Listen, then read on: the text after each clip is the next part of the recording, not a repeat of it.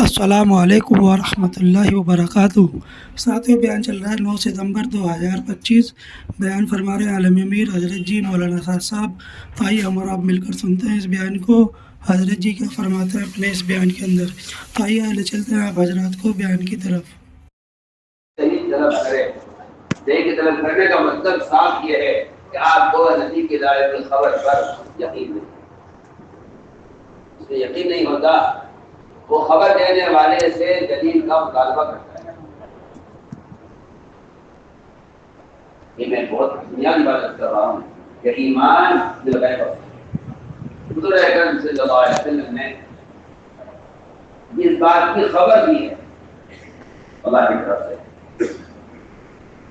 ان خبروں میں اللہ کی ذات کے وجود سے لے کر، میں بہت اہم بات کر رہا ہوں،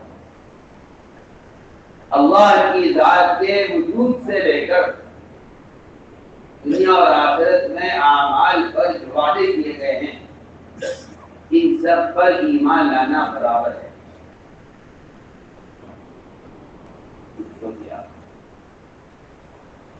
اللہ کے وجود سے لے کر، اللہ کے وجود سے لے کر دنیا اور آخرت میں دین پر جو وعدے کیے ہیں محمد صلی اللہ علیہ وسلم نے، ان سارے وعدوں کا یقین کرنے تک ایمان کا درجہ برابر ہے۔ جتنا یقین نبی کی خبر پر، اللہ کی توحید اور اس کے وجود پر ایمان لانا ایمان ہے، اسی طرح اگر نبی کسی بات کے بارے میں خبر نہیں ہے یا کوئی عمل وعدہ کرتے ہیں تو فرمایا کہ نبی کے بتلائے ہوئے اس وعدے پر بھی یقین کا وہی تقاضا ہے اور ایمان کا وہی درجہ ہے جو درجہ نبی کی طرف سے آنے والی اللہ کے وجود اور آخرت کی خبر کے بارے میں جو درجہ اس خبر کا ہے، وہ درجہ اور یقین کا ہے۔ میں عرض کروں گا، اللہ تعالیٰ اللہ نبی کی زبان پر ایک بات جاری کرتے ہیں کہ دیکھنے کے لیے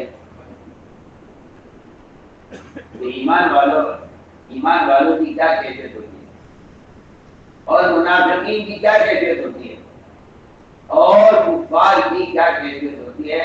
عجیب بات ہے کہ نبی کی زبان پر جاری ہونے والا جملہ، نبی کی زبان پر جاری ہونے والا جملہ وہ کافر کے کفر کو بڑھاتا ہے اور منافق کے شر کو بڑھاتا ہے، اور یہی جملہ مومن کے ایمان کو بڑھاتا ہے۔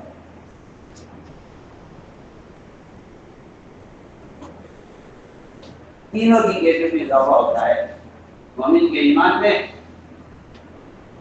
منافق کے شک میں اور کافر کے انکار میں اضافہ ہو جاتا ہے نبی کی دعوت کی خبر پر۔ یہ بہت ہی بنیادی بات ہے۔ اللہ تعالیٰ مومن کا امتحان لیتے ہیں، مومن کا امتحان لیتے ہیں نبی کی زبان پر ظاہر کے خلاف ایک خبر کو جاری کرتے ہیں۔ کیونکہ میں کہنا چاہتا ہوں کہ ایمان بالغیب، ایمان بالغیب، نبی کی دعوت خبر ظاہر کے کتنے بھی خلاف ہو، نبی پر ایمان لانے کا مقصد ہی یہی ہے کہ آپ ان کی دین کی خبر پر یقین کریں۔ اگر آپ ان کی دعوت خبر پر شک کرتے ہیں تو آپ کو ذات نبی کی ذات میں شک ہے۔ اللہ اکبر۔ آج یہ رسول کو تو مانتا ہوں، لیکن یہ والی جو خبر ہے اس کو میں نہیں مانتا، تو میں کہتا ہوں کہ رسول کی ذات کا انکار کر دینا ہے، اس کی دعوی ایک خبر کا انکار کر دینا۔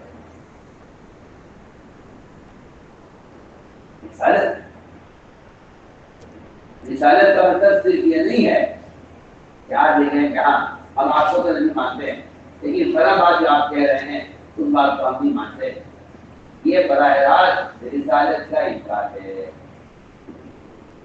یہ رسالت کا انکار ہے۔ میں عرض کروں گا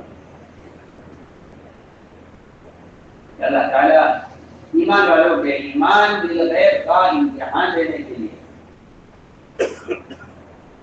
کہ اللہ تعالیٰ کسی کو بھی آمنہ کہنے پر چھوڑیں گے جب تک اللہ اس کے امتحان نہ لے۔ ایمان والوں کے ایمان کا امتحان نبی کی ظاہری ان خبروں میں ہے جو خبریں عقل کے، مشاہدے کے، تجربے کے، حالات کے، زمین آسمان کے پھیلے ہوئے اس ظاہری نظام کے بالکل خلاف۔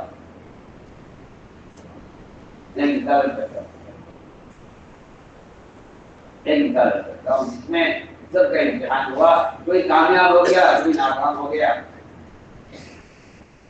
حضور اکرم صلی اللہ علیہ وسلم نے اپنے سفر معراج کی خبر دی تو اللہ نے قرآن میں فتنہ کہا ہے۔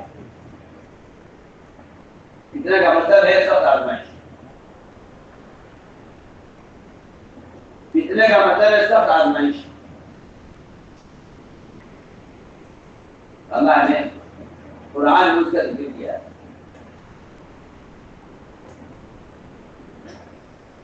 اور دو چیزیں ایسی ایک ساتھ بیان کی ہیں قرآن میں کہ جس کو عقل انسانی قبول نہیں کرتی۔ کہ ادھر نبی کی لائی ہوئی خبریں ہیں، ادھر ہماری عقلیں اور ہمارے تجربات ہیں۔ یہ بات میرے ذہن میں رہے کہ نبی کی خبر کا مدار اور نبی کے لائے ہوئے احکام کی بنیاد وہ عقل پر نہیں رکھی گئی ہے۔ دین عقل کے تابع نہیں ہے بلکہ عقل دین کے تابع ہے۔ میں آپ سے بے تکلف عرض کرتا ہوں، دنیا میں جو شخص بھی نبی کے زمانے سے لے کے قیامت تک اگر دین میں تحریف کرے گا یا اللہ کی کسی امر کا انکار کرے گا تو وہ صرف عقل کی وجہ سے انکار کرے گا۔ عقل کی وجہ سے میں بہت اچھی مثال آپ کو بیان کرتا ہوں۔ جو شخص بھی نبی کی لائی ہوئی خبر کا یا کسی عمل کا انکار کرے گا یا اس میں تحریف کرے گا وہ صرف عقل کی وجہ سے کرے گا۔ میں پہلی مثال دیتا ہوں، ابلیس نے جو اللہ کے امر کا انکار کیا ہے وہ صرف علماء نے لکھا ہے وہ صرف ابلیس نے عقل کی وجہ سے انکار کیا ہے۔ عقل میں آپ سے مثال دیتا ہوں، جو آدمی کسی کی محبت میں دیوانہ ہو جاتا ہے، جو شخص کسی کی محبت میں دیوانہ ہو جاتا ہے، اس کی دیوانگی یہ ہے کہ وہ اپنی عقل کو کھو دے، وہ اپنی عقل کو کھو دے۔ میں آپ سے بہت کام کی بات کرتا ہوں۔ عشق کی دیوانگی کا تقاضا یہ ہے کہ آپ عقل کھو دیں۔ عقل کھو دیں۔ اگر آپ نے عشق کے ساتھ عقل کو اگر عشق کے عقل پر رکھی ہے، میں بہت بنیادی بات کر رہا ہوں، تو پھر آپ عاشق نہیں ہیں سچے۔ اگر آپ نے شریعت کی بنیاد عقل پر رکھی ہے تو آپ دین سے محبت کرنے والے نہیں ہیں۔ آپ اس بات پر توجہ دیں۔ عقل فرمایا کہ جتنی احکام شریعت میں تحریف ہوگی اور جہاں بھی اللہ کے امر کا انکار ہوگا وہ انکار عقل کی بنیاد پر ہوگا۔ وہ انکار عقل کی بنیاد پر ہوگا۔ میں بہت ہی بنیادی بات آپ سے یہ قرآن نے جہاں تحریف کا لفظ استعمال کیا ہے وہاں عقل اور علم، عقل اور علم دونوں کا ذکر کیا ہے۔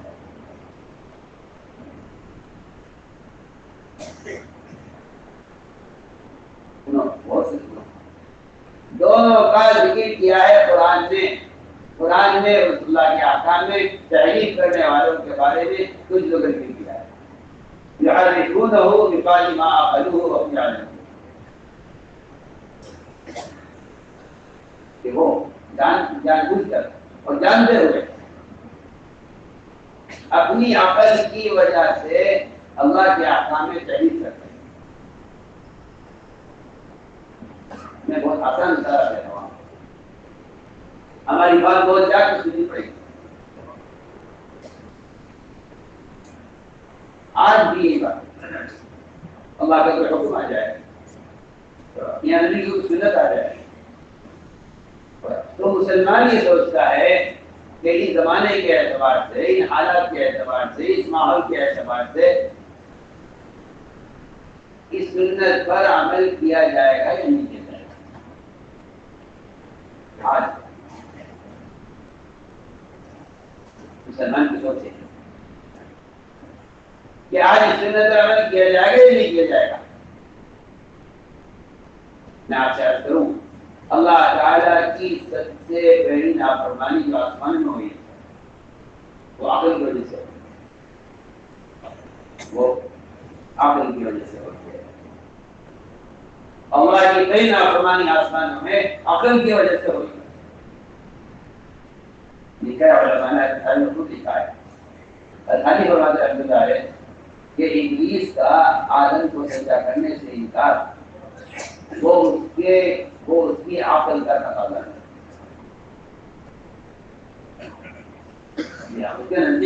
اس کے نزدیک معقول بات یہ ہے کہنا خیر الدین کہ میں آدم سے بہتر ہوں میرا اس کو سجدہ کرنا یہ عقل کے خلاف ہے. ابلیس بننے کا جو سبب ہے وہ اللہ کے امر میں عقل کو داخل کرنا ہے. اللہ کے امر میں عقل کو داخل کرنا ہے. اللہ کے امر میں عقل کو داخل کرنا یہ ابلیس بننے کا اور اللہ کے امر کے انکار کرنے کی بنیادی وجہ ہے. کیونکہ عقل کا کام تنقید کرنا ہے. عقل کا کام تنقید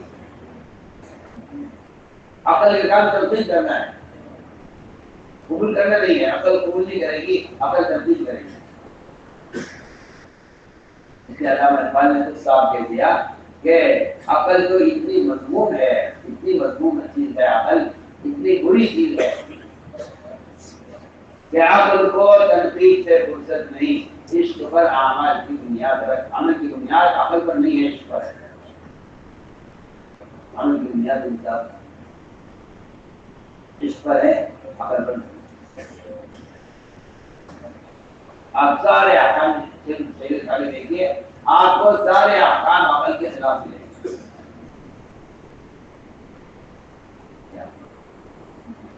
آپ کو سارے احکام عقل کے خلاف ملیں گے کیونکہ شریعت کا مدار عقل پر نہیں ہے اور خبر کا مدار بھی عقل پر نہیں ہے.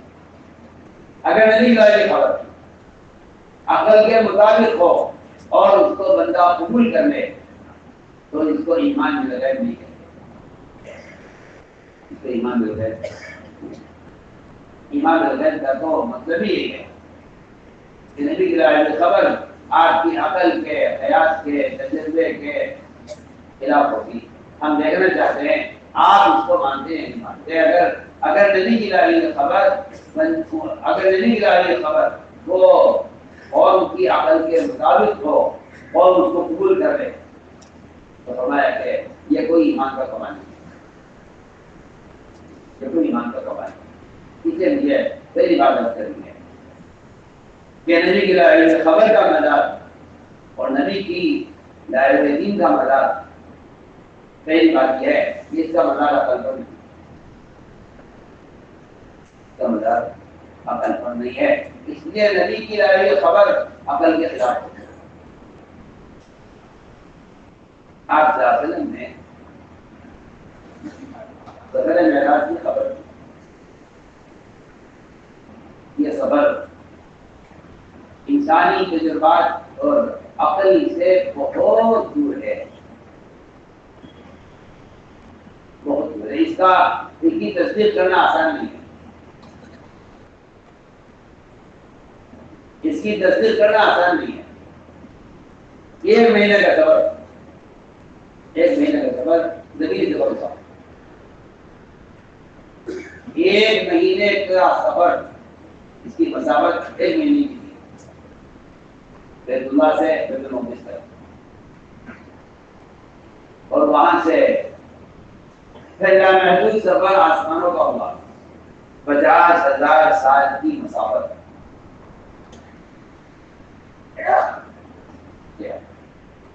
اور یہ پورا سفر آپ کے جسم کے ساتھ ہوا ہے. اگر یہ کوئی خواب ہوتا تو خواب آدمی خواب کی بات پانی پون کر لیتا ہے.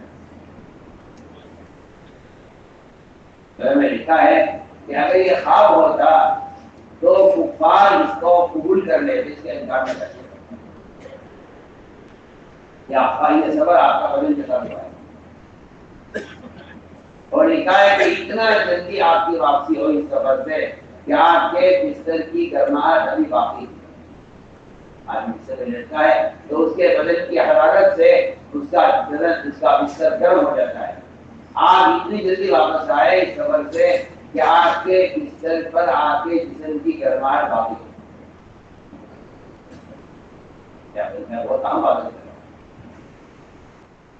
اس کو اللہ نے قرآن میں لکھا ہے. وما جعلنا الرؤيا التي أريناك إلا فتنة للناس. ہم نے آپ کو جو مناظر دکھلائے ہیں اور جو آپ کو سیر کرائی ہے آسمانوں کی، وہ ہم نے اس لیے کرائی ہے تاکہ ہم یہ دیکھیں کہ آپ کی بات پہ یقین کون کرتا ہے کون نہیں کرتا. آپ صلی اللہ علیہ وسلم نے صبح خبر کی، ابو جہل کو بتایا. سب سے پہلے ابو جہل کو بتایا. اللہ کے آج کے لوگ یہ کہتے ہیں، آج کے لوگ یہ کہتے ہیں کہ بھئی ایسی بات کرنی چاہیے جو بات انسانوں کی عقل کے، صلاحیت، استعداد کے مطابق ہو. ایسی بات نہیں کرنی چاہیے جو انسان کی استعداد کی سوچ سے زیادہ اونچی ہو. اس لیے کہ لوگ اس کو قبول نہیں کریں گے. لوگ قبول نہیں کریں گے تو بات ضائع ہو جائے گی.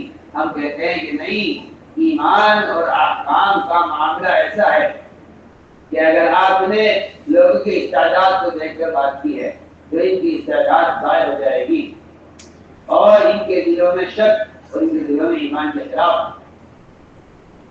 ان کے دلوں میں ایمان کے خلاف جذبات تیار ہوں گے. اس نے فرمایا کہ نہیں. آپ صلی اللہ علیہ وسلم نے سب سے پہلے سفر معراج کی خبر جو کی ہے وہ جاری ہوئی ہے، تو استقبال کر رہا ہے.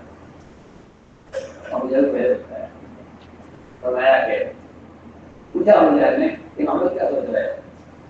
آپ نے فرمایا کہ رات میرا یہ سفر ہوا ہے، یہاں سے بیت المقدس گیا میں، اور وہاں سے میرا آسمان کا سفر ہوا. جو بڑوں لگے وہ سیدھے کے بعد جا کر کہا لو آج تو بات صاف ہو گئی. نعوذ باللہ نعوذ باللہ کہ ہمارا ساتھی نعوذ باللہ جھوٹا ہے.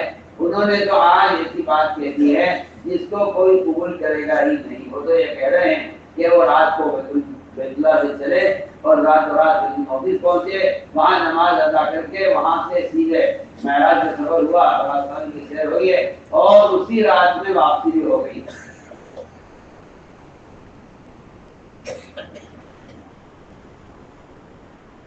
اور اس کے تجربہ میں بات کو سن کر اس کو اتنا معمولی سمجھا، اور یہ فرمایا کہ کوئی ایسی تعجب کی بات نہیں ہے. ہم تو محمد صلی اللہ علیہ وسلم کی اس سے بھی زیادہ آگے کی خبروں پر ایمان لا چکے ہیں. آپ کیا بات کر رہے ہیں؟ ہم تین سے آگے کی خبروں پر ایمان لا چکے ہیں. اگر وہ یہ کہہ رہے ہیں تو یہ کوئی خاص کوئی زیادہ تعجب کی بات نہیں.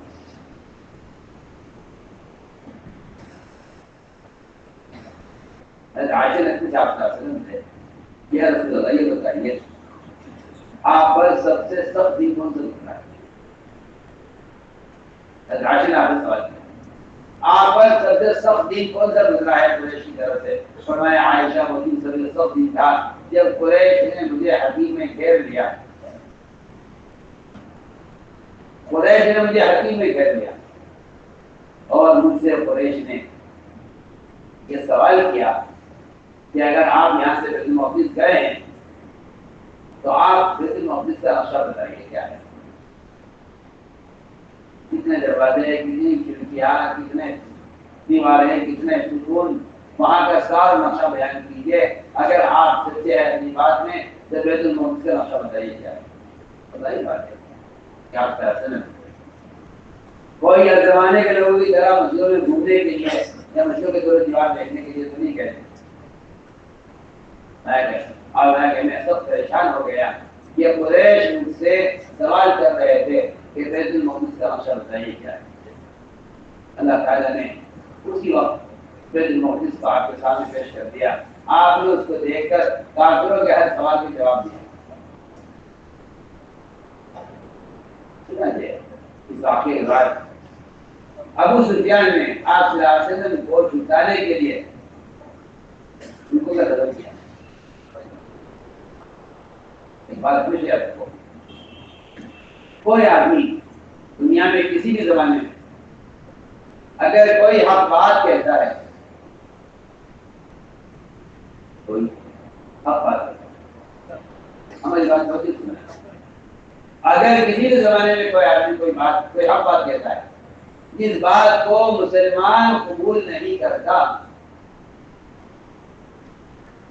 ایسے حق بات کے کہنے میں کبھی بھی آدمی کو عوام کی مخالفت سے متاثر نہیں ہونا چاہیے۔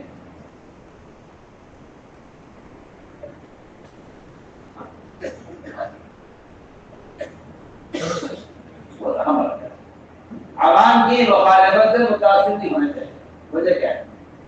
وجہ یہ ہے کہ عوام کی دینی سطح اتنی گر چکی ہے کہ وہ آپ کی بات کو قبول نہیں کریں گے، تو آپ بھی پھر دین کی سطح کو گرانے والے ہوں گے کہ پھر آپ عوام کی سطح پر اتر کر دین کی بات کریں۔ اس کا مطلب یہ ہوگا کہ اگر آپ نے دین کی سطح کو چھوڑ دیا ہے۔ ہم بہت اہم بات آپ سے یہ نہیں، لوگ کی بات کو مانیں گے نہیں، لہٰذا ایسی بات کہنے سے کیا فائدہ جس کو لوگ قبول نہ کریں۔ میں بہت اہم بات آپ سے یہ خیال ہے لوگوں کا کہ وہ بات کرو جو بات انسان کی عقل کے اور لوگوں کی سطح کے اور لوگوں کے مزاج کے مطابق ہو۔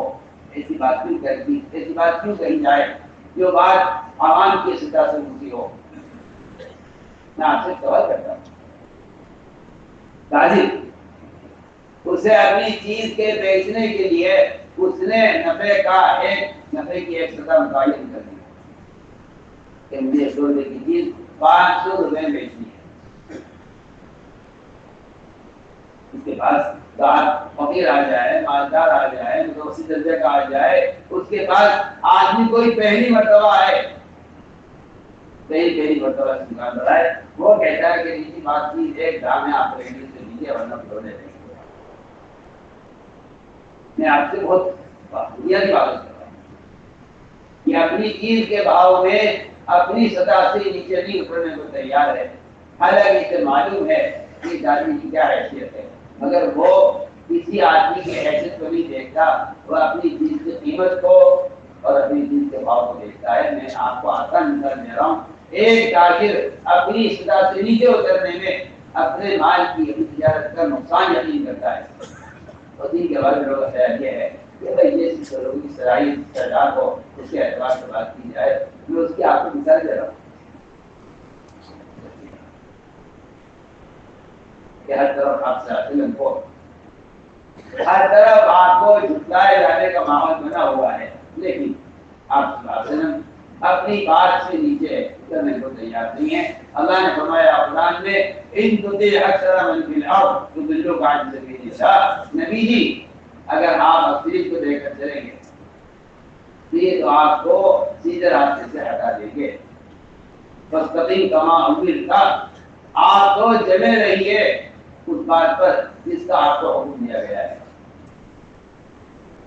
فاستقم کما، آپ جمے رہیے اس بات پر جس کا آپ کو حکم دیا گیا ہے۔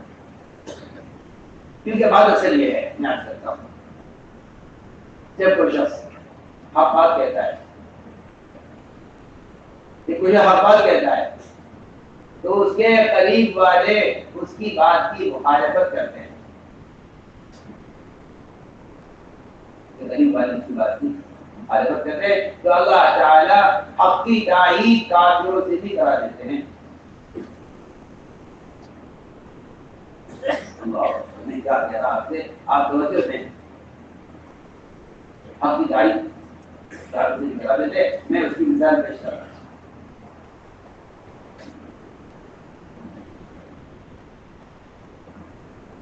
حق تو ہمیشہ بلند رہے گا، غالب رہے گا، چاہے اس کو قبول کرنے والوں کی تعداد کتنی بھی کم ہو، لیکن حق ہمیشہ غالب رہے گا۔ چنانچہ میں عرض کر رہا تھا کہ حضور اکرم صلی اللہ علیہ وسلم نے یہ بھی سفر معراج کا واقعہ سنایا، تو ایک ایسا دھماکہ ہوا کفار میں، یا بعض ایمان والے بھی سن کر پریشان ہو گئے کہ یہ کیسے ختم ہوگا لوگوں کو، اور لوگ اس بات کو کیسے قبول کریں گے۔ جی ہاں، لوگ اس بات کو کیسے قبول کریں گے۔ بعض مواقع ایسے ہیں کہ جہاں کمزور ایمان والوں کے قدم بھی ہل گئے، اور نے کہا بھائی اس بات کو تو لوگ مانیں گے نہیں، ہم اس بات کو کیسے چلائیں؟ تمہارے ایمان کا امتحان یہی تو ہے کہ تم نبی کی خبر پر عوام کو دیکھتے ہو، یا نبی کی خبر پر نبی کی بات کو تصدیق کرتے ہیں۔ یہ جو امتحان ہے ان کی بتا ہے۔ آپ صلی اللہ علیہ وسلم نے جب سفر معراج کی خبر دی تو ابو سفیان نے اس خبر کو لے کر ملکوں کا سفر کیا۔ جی ہاں، اس لیے تاکہ آپ صلی اللہ علیہ وسلم کو سارے ملک میں بتایا جائے، اور اس خبر کو سن کر لوگوں کا آپ سے اعتماد ہو جائے، اس لیے کہ اصل کام یہ ہوتا ہے کفر کا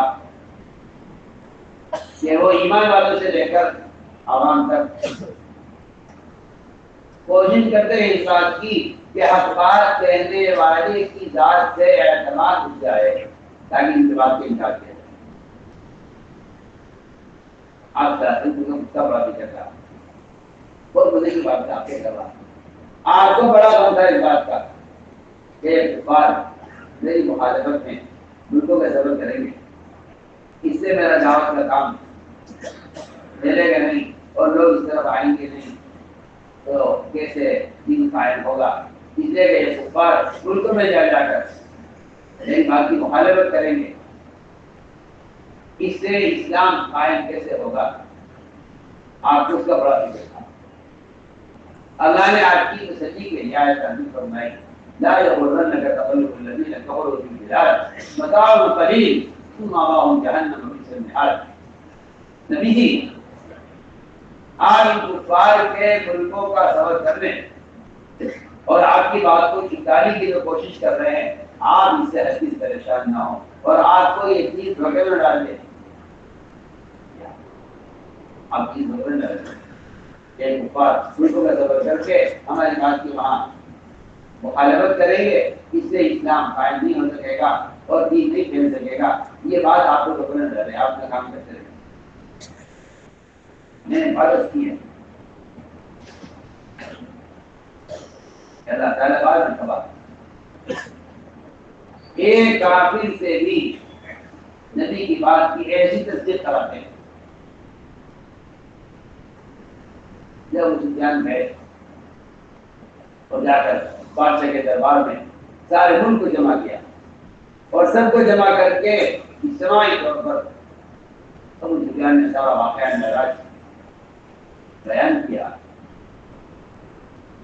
کہ آپ صلی اللہ علیہ وسلم محمد صلی اللہ علیہ وسلم یہ کہتے ہیں کہ ان کا رات کو سفر شروع ہوا مکہ مکرمہ سے، 1 مہینے کا سفر زمینی اور 50,000 سال کا سفر آسمانی. اور اتنی دیر میں واپسی ہو گئی، اتنی دیر میں آپ کا بستر گرم نہیں، آپ کو نہیں ہوا تھا، آپ کے بدن کی حرارت بستر میں واپس. یہ سارا واقعہ بیان کیا ابو سفیان نے سارے کفار مشرکین کے درمیان، اور اس بات کی امید پر اور مجرد دیش کے کیا یہاں آپ چاہتے ہیں کہ ماحول بنے گا. اس سے ان کا مقصد یہ ہوا کرتا تھا کہ ملکوں میں جا کر ان کی بات کی مخالفت کرو تاکہ لوگوں کی آمد بند ہو جائے. اور اچھی بات یہ ہے کہ آپ ان کی مخالفت سے جتنا آپ کا تعارف ہوا ہے، آپ کی مخالفت سے جتنا آپ کا تعارف ہوا ہے، اتنا آپ ان کی موافقت سے اپنے ماننے والوں سے نہیں ہوا جتنا مخالفت سے ہوا ہے. اس لیے کہ ملکوں میں جا کر لوگ کہتے تھے کہ وہاں ایک شاعر ہے، وہاں ایک کاہن ہے، وہاں ایک شاعر ہے، وہاں ایک جادوگر ہے، یا وہاں ایک مجنون ہے. لوگ دور دور سے آپ کو دیکھنے کے لیے آتے ہیں. آپ کی مخالفت میں آپ کی دعوت کو وہاں تک پہنچایا. اس سے نقصان کو کیا کرتے بلکہ اس سے کفار کی زبان سے آپ صلی اللہ علیہ وسلم کا ایسا تعارف ہوا کہ لوگ دور دور سے آپ کو دیکھنے کے لیے آتے.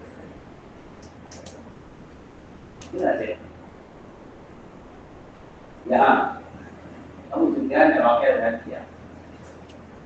بات ختم ہوئی ابو سفیان کی تو ایک مشرک کھڑا ہوا. مشرک نے کہا کہ ابو سفیان تم جو کوئی بیان کر رہے ہو تم بالکل سچ کہہ رہے ہو، اور میں محمد صلی اللہ علیہ وسلم کی اس بات کی تصدیق کرتا ہوں. آپ خود ہی آپ روک کیجیے. ابو سفیان مخالفت کرنے کاٹ کرنے کے لیے آپ صلی اللہ علیہ وسلم کو لوگوں کے درمیان جھوٹا بنانے کے لیے گئے تھے. اللہ تعالیٰ نے اس کافروں میں سے ایک کو کھڑا کیا اور اس کافر نے یہ کہا کہ ابو سفیان تم جو بھی بیان کر رہے ہو یہ بات بالکل سچ ہے، میں اس کی تصدیق کرتا ہوں.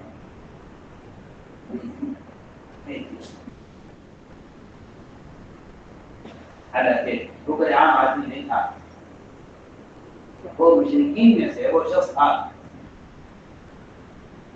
جس کے ذمے بیت المقدس کی نگرانی اور بیت المقدس کا انتظام اس کے ہاتھ میں تھا. اس نے بڑے بیان کیا. اس نے کہا بات اصل یہ ہے کہ جن دنوں میں محمد صلی اللہ علیہ وسلم یہاں آئے اور آپ نے یہاں نماز ادا کی ہے، ان دنوں میں بیت المقدس کی نگرانی میرے ذمہ تھی، اور میں روزانہ صدر دروازہ بیت المقدس کا صدر دروازہ میں رات کو بند کیا کرتا تھا. روزانہ میری ڈیوٹی تھی. لیکن ایک رات ایسی آئی کہ میں جب رات کو دروازہ بند کرنے لگا تو دروازہ اپنی جگہ پھنس گیا. میں نے بہت کوشش کی، طاقت لگائی کہ بند ہو جائے، وہ بند نہیں ہو سکا. میں نے بڑھئی کو بلایا، بڑھئی نے بہت ٹھوکا پیٹا دروازے کو، مگر دروازہ جگہ سے ہلا نہیں. میرے دل میں یہ بات آئی ایک کچھ ایسی نظام ہے کہ جو دروازہ بند نہیں ہو رہا ہے. میں دروازہ کھلا چھوڑ کر چلا گیا. صبح جب میں آیا تو میں نے دیکھا کہ دروازہ بالکل ہلکا تھا اور دروازے کے باہر کسی سواری کے باندھنے کے آثار تھے. جیسے میں اس کو دیکھ کر حیران ہوا. میں نے اپنے قاضی سے جا کے ذکر کیا اس کا کہ رات کو عجیب قصہ ہوا ہے کہ بیت المقدس کا جو دروازہ میں روزانہ بند کرتا تھا اور وہ آسانی سے بند ہو جاتا تھا، اس رات کے دروازہ پھنس گیا، بند نہیں ہوا، اور دروازے نے حرکت نہیں کی. نے کوشش کی. میرے قاضی نے کتاب کھول لی اپنی اور کتاب کھول کے دکھلایا کہ دیکھو یہاں لکھا ہوا ہے کہ یہی وہ رات ہوگی اس رات میں آپ صلی اللہ علیہ وسلم تشریف لائیں گے بیت المقدس میں اور یہاں امامت فرمائیں گے. پورے دربار میں کھڑے ہو کر آپ کی مخالفت اور آپ کی پچھاڑی کے لیے گئے تھے. وہاں ایک کافر نے کھڑے ہو کر یہ پورا بیان کیا۔ اس نے کہا کہ ابو سفیان جس بات کو تم چکانے کے لیے یہاں آئے ہو میں اس بات کی تصدیق کرتا ہوں جو کہ میری آنکھ سے دیکھا سارا واقعہ ہے اور میں اس بات کی تصدیق کرتا ہوں اور مجھے میرے ساتھی نے یہ تاریخ بتائی ہے کہ یہی ہماری کتاب میں لکھا ہوا ہے کہ اس رات آپ تشریف لائیں گے تو اس محدث کو یہاں امامت کریں گے۔ یہ سارا واقعہ یہ سمجھانے کے لیے عرض کر رہا ہوں کہ اللہ تعالیٰ نبی کی زبان پر ایک ہی بات جاری کریں گے جو بات انسان کے عقل کے تجربے کے اور انسان کی جو ہے مشاہدے کے خلاف ہو۔ آپ اگر یقین کر لیں تو آپ ایمان والے، اور اگر آپ انکار کرتے ہیں تو آپ کفر میں پڑ گئے۔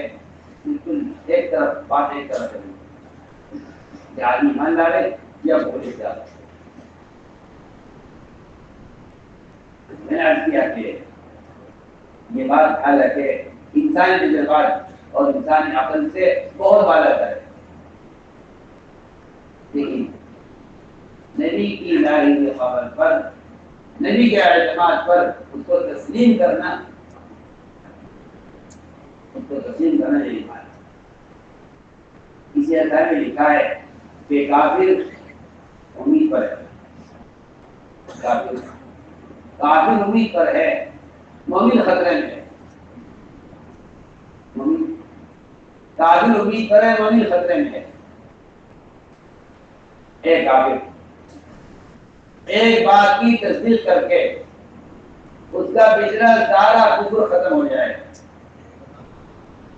اور ایک مومن نبی کی ایک بات میں انکار کر دے تو اس کا پچھلا سارا ایمان، سارے اعمال اور اس کی زندگی کی ساری نیکیاں ختم ہو جائیں۔ آپ ذرا غور کیجیے، ایک ایسا تو واقعہ ایک ایسا عجیب ہے، تو واقعہ بڑے عجیب ہے۔ نبی کی الہی خبر کا یقین کر لینا، ایک کافر کی تصدیق کر، ایک کافر اگر تصدیق کر دے آپ کی بات کی، اس کا پچھلا سارا کفر ختم ہو جاتا ہے، اور اگر ایک مومن اس کا انکار کر دے تو اس کی ساری پچھلی زندگی کے سارے اعمال برباد ہو جاتے ہیں۔ میں آپ کو ایمان بالغیب کی اہمیت اور اس کی تصدیق کرنے کی اہمیت بتانا چاہتا ہوں۔ دو واقعے ہیں سیرت میں، دو واقعے ہیں سیرت میں۔ ایک واقعہ ہے ایک آگے کے ایمان والے عمیر بن اللہ، مکے کے شیاطین میں سے بڑا شیطان تھا۔ آپ صلی اللہ علیہ وسلم سے سب سے زیادہ بغض، عناد اور آپ سے نفرت کرنے والا۔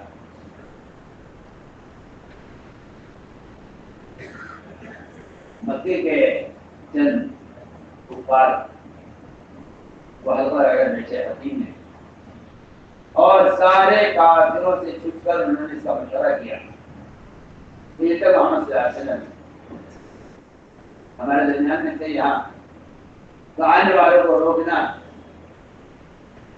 اور آنے والوں کو آپ سے دور رکھنا، اس سے آپ کا کام رکا ہوا تھا، مگر آپ ہجرت کر گئے مدینہ منورہ اور اب ہر طرف سے لوگ آپ کی طرف آ رہے ہیں اور آپ کی مرکزیت قائم ہو رہی ہے۔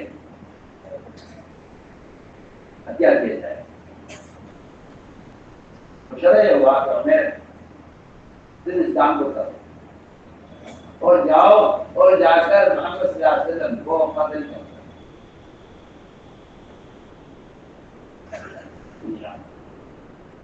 یہاں مشورہ ہو، مشورہ نے اسے پایا کہ اچھے کے علاوہ کسی کو اس بات کا علم ہونا چاہیے۔ انچے نے فیصلہ کیا، بات سے نکلتی ہے تو کہیں تو کہیں پہنچ جاتی ہے، لہٰذا ہم چھ کے علاوہ کسی کو پتہ نہ چاہیے۔ ہمیں میرے باپ کو بات نہیں کہہ کر روانہ کیا کہ تم جاؤ، تم اس کام کو کرو۔ میرے باپ نے اپنے غلام سے تلوار تیز کروائی اور یہاں سے وہ آپ صلی اللہ علیہ وسلم کے قتل کا عزم کرتے یہاں سے روانہ ہو۔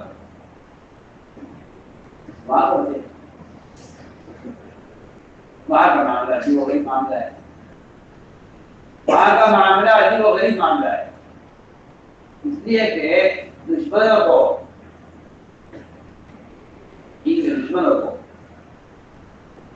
اور نبی کے قتل کا ارادہ کرنے والوں کو موت نے بہت عام بات ہے۔ دین کے دشمنوں کو اور نبی کو قتل کرنے کا ارادہ کرنے والوں کو مغلوب کرنے کا صرف اللہ کے یہاں ایک راستہ ہے، اللہ کے ایک راستہ ہے۔ کافر کو مغلوب کرنے کا اللہ کا ایک راستہ ہے، سارے ہتھیاروں سے بڑھ کر، ساری مادی طاقتوں سے بڑھ کر،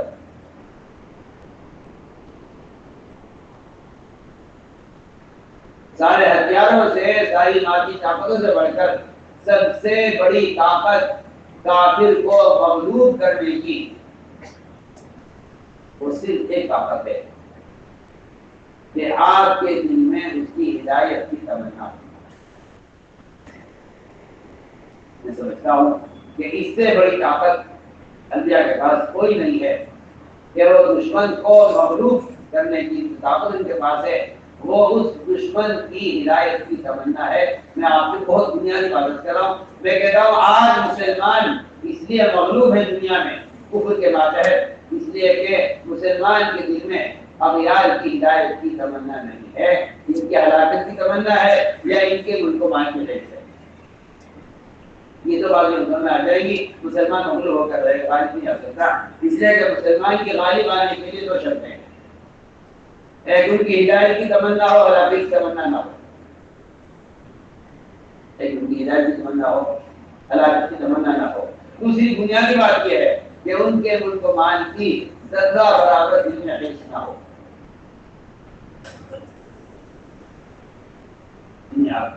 آج زمانے مسلمان کے اندر دل میں دو چور، یہ دو چور مسلمان کے دلوں میں زمانے میں ہیں، اپنے دشمن کی ہلاکت چاہتے ہیں، ہدایت نہیں چاہتے، یا اپنے دشمن کے ملک و مان کے حریف ہیں۔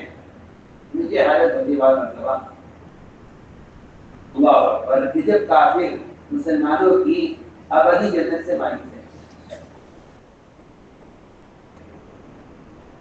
جب کافر مسلمانوں کی ابدی جنت سے مایوس ہے تو مسلمان کافر کی وقتی جنت کا حریف کیوں ہے؟ آپ نے کچھ کہہ رہا ہوں کیا آپ سے اگر کوئی مسلمان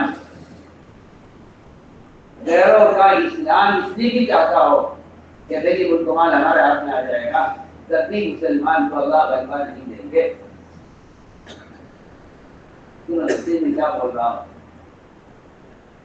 اگر مسلمان غیروں کا اسلام اس لیے بھی چاہتا ہو کہ ملک مال ہمیں مل جائے گا، تب بھی مسلمان اس مقصد میں کامیاب نہیں ہوگا۔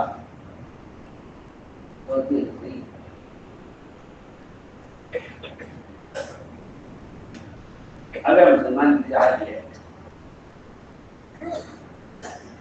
اگر اجازت مسلمان کی ہے کہ ہم نے تو ایک بنیادی بات کی ہے کہ مسلمانوں کی ابدی جنت کا اس کی کافر کی نہیں کر سکتا۔ اگر مسلمان کافر کی ایک وقتی دنیا کی جنت اس کا حریف کیوں ہے؟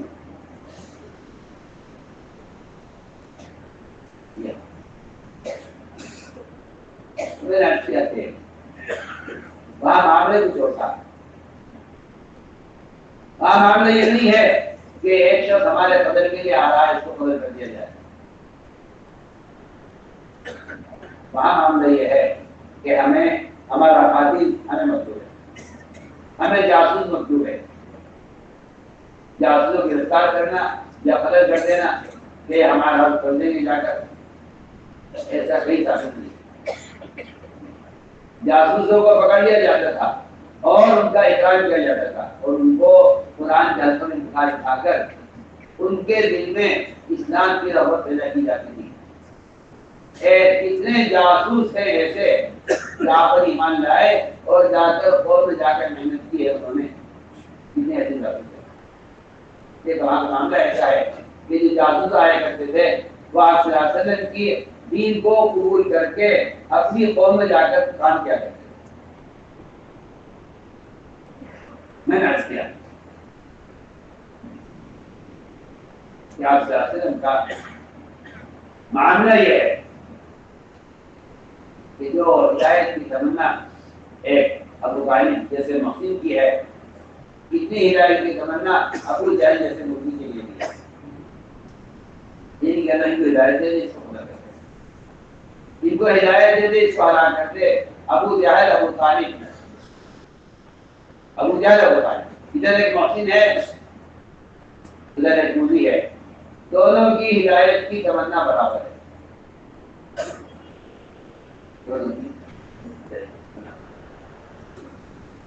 مجھے خود کہتا ہے کہ مجھے نہیں معلوم مجھے نہیں یاد آپ میرے پاس کتنی مرتبہ تشریف لائے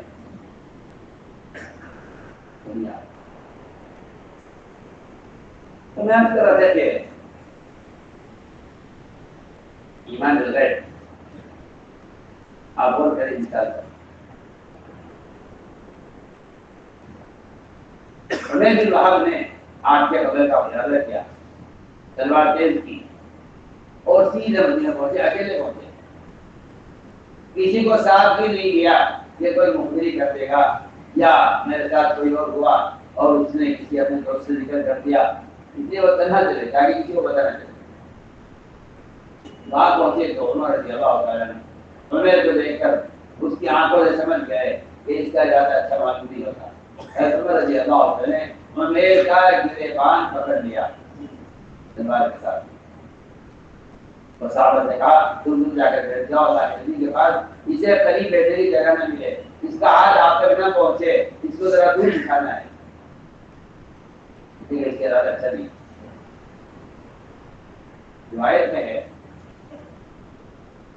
کہ انسان بھی صاحب نے دیکھا اس کے حوالے سے کہ عمر رضی اللہ تعالیٰ عنہ اس کے گریبان پکڑے ہوئے ہیں. فرمایا عمر یہ گریبان چھوڑو اے عمر آؤ یہاں تشریف لاؤ. میں صاحب نے پیچھے ہٹو صاحب پیچھے ہٹایا. صاحب ڈر ہوئے تھے خدا نہ کرے یہ کس ارادے سے آیا ہے کہ یہاں پر حملہ نہ کر دے. میں نے تم پیچھے ہٹ جاؤ سیاہ نکال میں جا کے میں عمر کیسے آ جاؤں کہتا ہوں کہ عمر کے قلب پر جو اثر پڑ رہا ہے وہ آپ صلی اللہ علیہ وسلم کی صرف کہ عمر ہدایت پر آ جائے گا. اگر کہ یہ میرا صلی اللہ لے کر آیا تو میں عمر کیسے آیا ہوا. عمر نے کہا میں تو اپنے ساتھی کو لینے کے لیے آیا ہوں میرا بھائی میرا بیٹا یہاں قید میں ہے میں تو اس کو لینے کے لیے آیا ہوں. تو میں عمر سچ بتاؤ کیسے آنا ہوا. ابھی میں کہتا رہا ہوں اپنے شام کے لیے آیا ہوں. میں نہیں عمر تم فلاں فلاں فلاں فلاں 6 آدمی حدیث میں بیٹھے تھے تم نے کیا مشورہ کیا تھا آپس میں پھر تمہارے دل میں کیا کام کیا گیا ہے وہ بتاؤ. آپ کی بات کہی میں نے کہا اشہد ان لا الہ الا اللہ و اشہد انک رسول اللہ. میں آپ کے پہ گواہی دیتا ہوں اللہ کی طرح کوئی ہدایت کا رایت نہیں آپ اللہ کے رسول ہیں. اتنی سی غیب کی خبر پر عمر نے اسلام قبول کیا. اللہ تعالیٰ نے اور یہ کہا کہ آج تک آپ نے کتنی خبریں اللہ کے بارے میں دوزخ کے جنت کے بارے میں عذاب قبر حشر کے بارے میں جو کچھ آپ نے مجھ سے آج تک کہا ہے میں اس سب پر ایمان رکھتا ہوں. ایک بات کی تصدیق کرنے میں تیسرا سارا کفر ختم ہو گیا. اللہ تعالیٰ ایسے امتحان ایمان اللہ اکبر. ایک صحابی عام صحابی تھے آپ صلی اللہ علیہ وسلم کی وحی کے لکھنے والے صحابی عبداللہ بن سعد نے جس طرح وحی لکھنے والے صحابی کا امتحان ہو رہا ہے کہ آپ کو نبی کی بات پر کتنا یقین ہے. بڑا سب امتحان ہے. آپ کو نبی کی بات پر کتنا یقین ہے. آپ سوچیے آپ اس زمانے میں اگر کسی 12 سال کے بچے کو آپ پکڑ لیں اور آج قرآن کی ایک آیت کے بارے میں یہ کہہ دینا ہوتا کہ یہ قرآن میں نہیں ہے، یا ایک واو کا ایک حرف کا انکار کر دیں تو ایک 12 سال کا حافظ بچہ کہے گا آپ غلط کہہ رہے ہیں، قرآن میں یہ غلط ہے۔ زمانے میں جو صحابی آپ صلی اللہ علیہ وسلم کے سامنے بیٹھ کر آج کی لڑائی کی کیفیات کو دیکھ رہے ہیں، جبرائیل یہاں موجود ہے، آسمان سے قرآن نازل ہو رہا ہے، صحابی آپ کے سامنے بیٹھے ہوئے ہیں اور انتظار میں ہے صحابی کہ جب آپ کی آیت بڑی کی آثار ختم ہو تو وہ آپ کی بڑی کو لکھے۔ تو بھائی آپ آج 1500 سال کے بعد ایک عام مسلمان کا قرآن پر یہ ایمان ہے کہ بے شک یہ آخری وحی ہے اور یہ آخری کتاب ہے آسمانی، ان ظالم کا کیا یقین ہوگا، ان ظالم کا کیا یقین وحی پر ہوگا۔ اللہ نے امتحان دیا کہ دیکھنا یہ ہے کہ اس وحی جتنے والے کو وحی پر کتنا یقین ہے۔ اپنی قصہ ہے، یہ رکھے ہوئے تھے، انتظار میں تھے کہ آپ پر وحی کے آثار ختم ہو تو یہ وحی لکھے۔ انہیں کہا وحی لکھوایا کرتے تھے، آپ وحی کو لکھوایا کرتے تھے، انتظار میں تھے کہ وحی کا آثار ختم تو وحی لکھے۔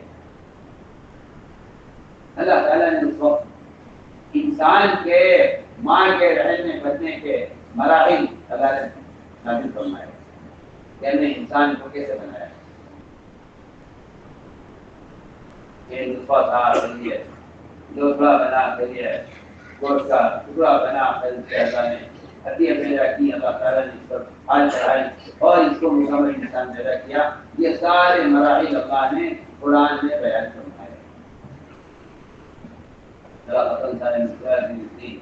ثم جعلناه نطفة كقرار مكين ثم خلقنا علقة مضغة فخلقنا عظاما فكسونا العظام لحما ثم انشأناه خلقا آخر۔ یہ ساری آیتیں نازل ہو رہی تھی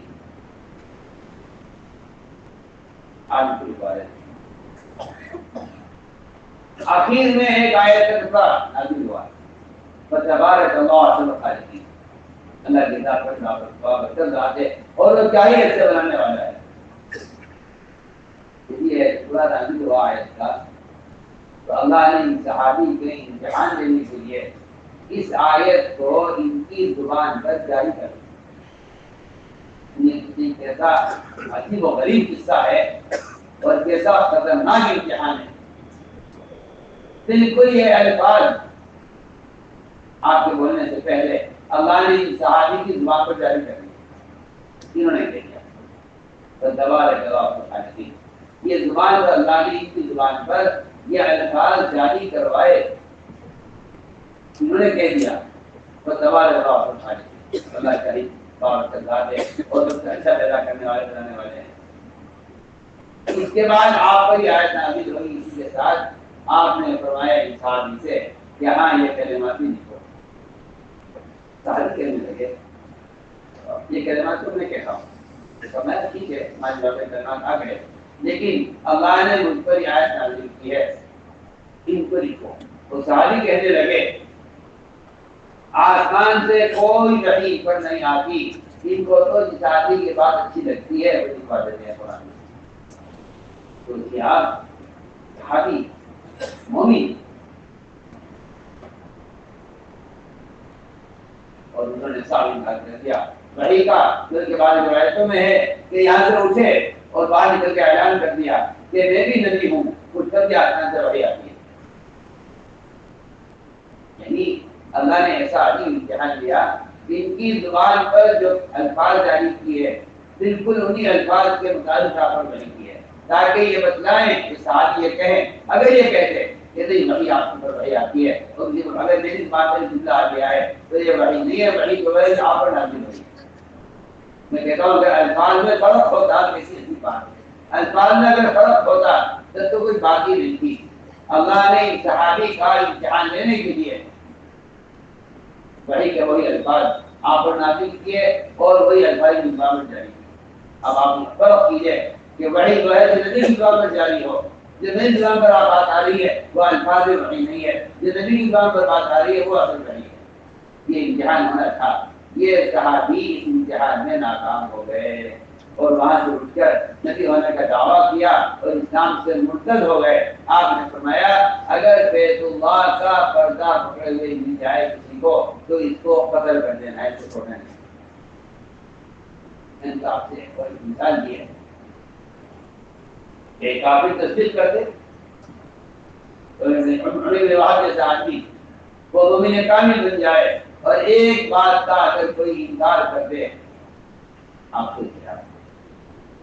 ایک بات کا انکار کر دے،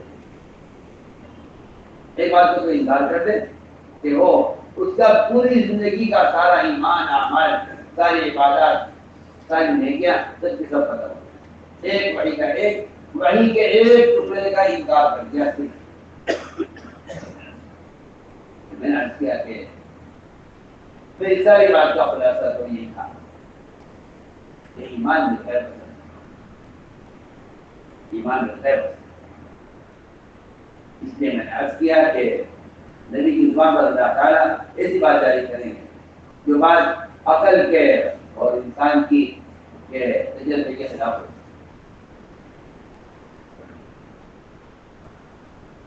فرمایا کہ اس طرح نبی اللہ کے بارے میں سچے ہیں، اس طرح وہ اپنی ذات کے بارے میں بہت سچے ہیں۔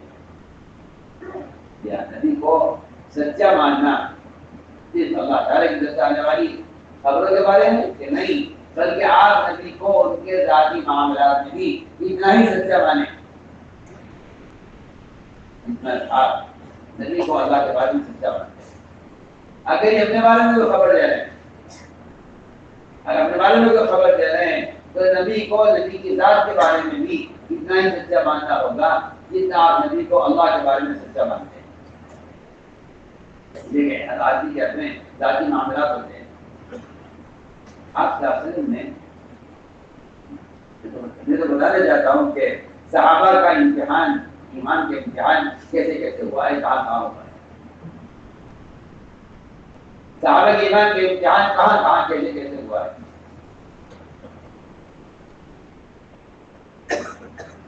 آپ میں ایک دیہاتی سے بولا کرتا کا اپنے ذاتی معاملات میں سچا ہونے کی واقعہ ہے، اور آپ کے اپنے ذاتی معاملات میں آپ کو سچا ماننے میں بھی مومن کا امتحان ہوگا۔ اگر آپ انکار کر دیں تو کفر ہے، اور آپ اس کا کی تصدیق کر دیں تو آپ کا ایمان کامل ایمان ہے، بلکہ ایسے لوگوں کا ایمان باقی صحابہ سے بڑا ہوا ایمان ہوگا۔ پھر اس کی مثال دے رہا ہوں، وہ یہ کہ آپ نے امتیاز سے بڑا طریقہ معاملہ ہو گیا، کتنے کا یہ معاملہ ہو گیا اور آپ قیمت دینے لگے تھوڑے کی، فرمایا بڑے بھائی سے آؤ میرے ساتھ، ضرور قیمت دے دیتا ہوں۔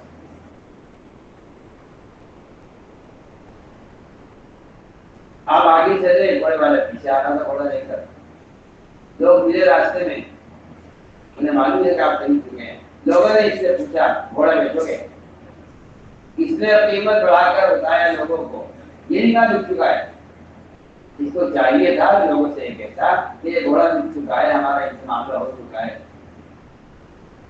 جب قیمت زیادہ ملنے لگی تو یہ دیہاتی اپنی بات سے پھر گیا اور اس نے آواز دے کر کہا کہ اے محمد صلی اللہ علیہ وسلم، آپ گھوڑا بیچیں گے تو بیچیں، میں نے گھوڑا بیچ چکا ہوں، میرا تمہارا معاملہ ہو چکا ہے، تم زبان دے چکے ہو۔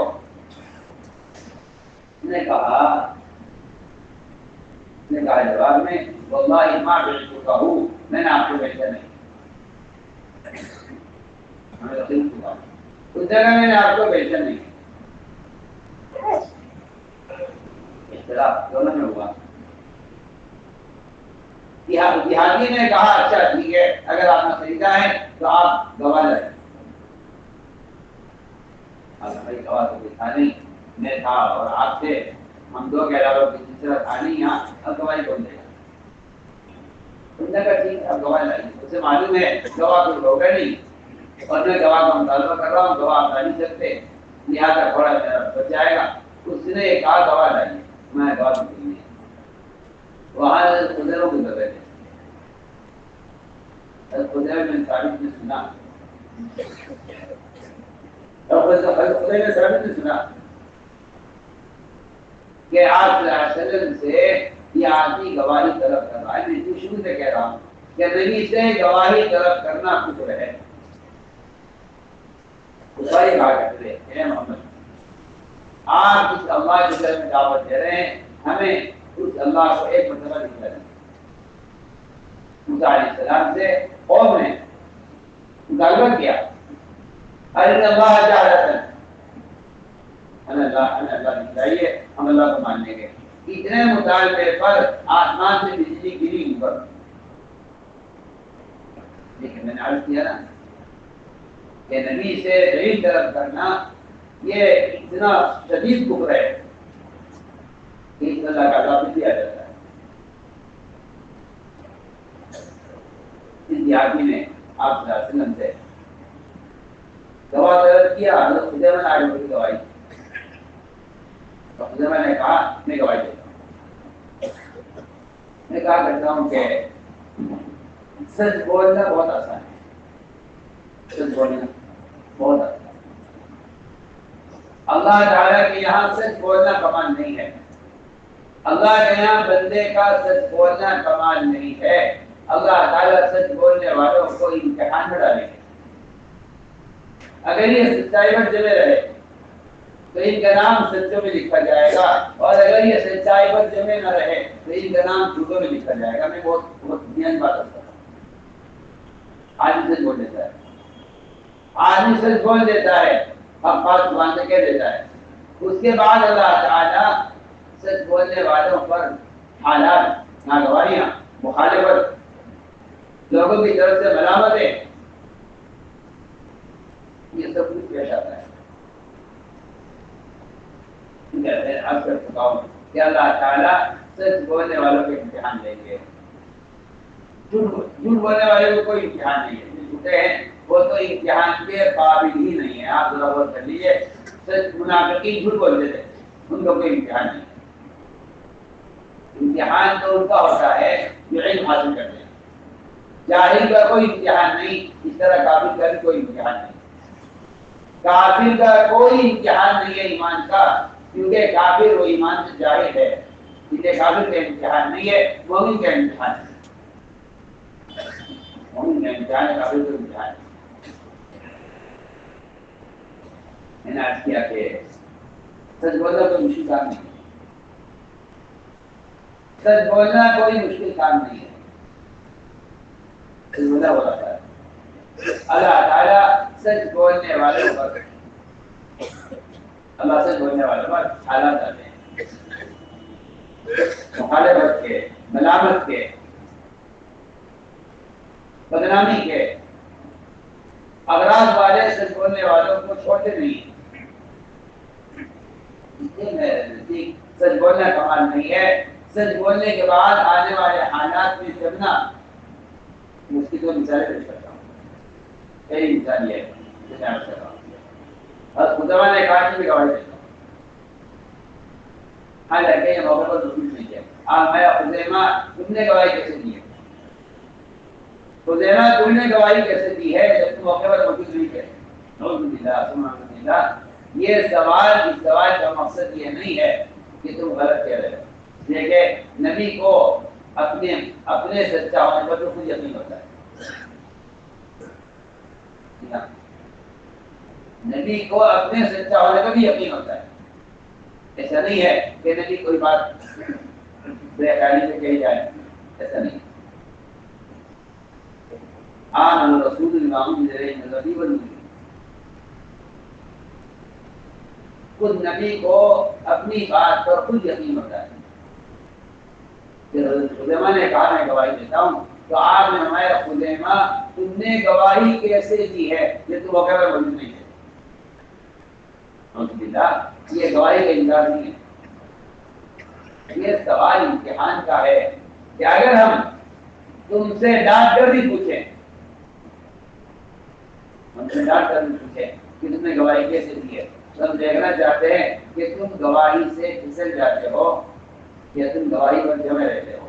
ہم دیکھنا چاہتے ہیں تمہارے ایمان کا کیا حال ہے. اگر ہم تم سے ڈانٹ کر بھی پوچھیں کہ تم نے گواہی کیسے دی تو ہم دیکھنا چاہتے ہیں تم گواہی پر جمے رہتے ہو یہ انکار کرتے ہو. آپ آیا خدمہ میں کیسے گواہی کی؟ اچھا میں گواہی کیسے نہ دوں؟ میں گواہی کیسے نہ دوں؟ آپ نے ہمیں جنت کی، دوزخ کی، عرش کرسی کی، اللہ کے وجود کی خبریں دی ہیں. ہم تو کہیں آپ کے ساتھ نہیں تھے، مجھے کچھ دیکھا نہیں ہے. ہم تو ساری باتوں کو مانتے ہیں آپ کی کہنے کی بنیاد پر. تو پھر ہم اس بات کی ایک بڑی کیا ہے مقابلے میں ساری آخرت، ساری جنت، ساری دوزخ سب کے مقابلے میں اس کی بڑی کیا حیثیت ہے؟ ہم تو کہیں بھی آپ کے ساتھ نہیں تھے، کہیں بھی آپ کے ساتھ نہیں تھے. ہم تو ساری باتوں کی تصدیق، ہم ساری باتوں کی تصدیق کرتے ہیں آپ کے کہنے پر. تو کہیں آپ کے ساتھ نہیں. آپ نے فرمایا کہ آج سے خزیمہ کی گواہی جو کہ برابر مانی جائے. سارے کاموں میں، ساری چیزوں میں دو گواہ چاہیے، لیکن جس زمانے میں خزیمہ گواہی دیں ان کی تنہا کی گواہی جو کہ برابر مانی جائے گی. یہ آدمی اتنا سچا ہے، ارے انہوں نے تو اتنا ہی تو ہوا تھا کہ سچ بات کہی. بلکہ جب آپ نے پوچھا ان سے اور اس طرح کھال آیا اس کا کہ آپ ان سے آدمی سمجھ رہے تھے اس میں کیسے گواہی دی؟ تو انہوں نے کہا کہ میں اپنی گواہی سے ہٹنے والا نہیں ہوں. میں اپنی گواہی سے ہٹنے والا نہیں ہوں. میں تو آپ مجھ سے کس طرح پوچھ رہے ہیں، میں تو اپنی بات پر جمع ہوا ہوں کہ ہم آپ کی ساری بات کی تشریح کر چکے ہیں. تو بڑی کیا حیثیت ہے کہ اس بارے میں کہوں کہ مجھے معلوم نہیں. نعوذ باللہ اگر یہ کہتے تھے کہ نہیں مجھے معلوم نہیں تو یہ کفر ہو جاتا. پھر نے کہا کہ آپ مجھ سے سوال کر رہے ہیں گواہ ہونے کا، میں تو حاضر نہ ہوتے ہوئے بھی اس یقین کے ساتھ گواہی دیتا ہوں جس یقین کے ساتھ حاضر ہو کر گواہی دیتا ہوں. میرے نزدیک آپ کے موقع پر موجود ہونا نہ ہونا میرے لیے برابر ہے.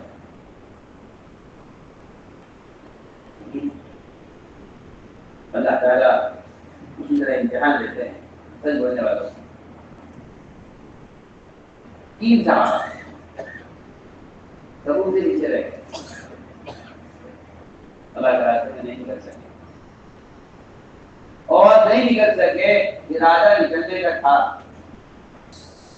یہ تو میں آپ سے کیا عرض کروں، اس زمانے میں اس بات کا سمجھنا بڑا مشکل ہے.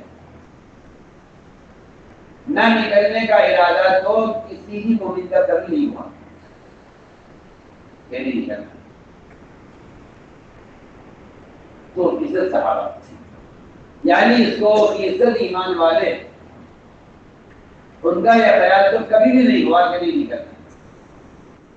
ہاں 5 صحابہ میں نکلنا، 5 صحابہ نکلنے میں تاخیر ہو گئی.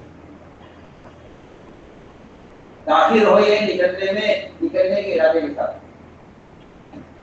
نکلنے میں تاخیر، نکلنے کے ارادے کے ساتھ نکلنے میں تاخیر ہوئی، نکلنے کے ارادے کے ساتھ.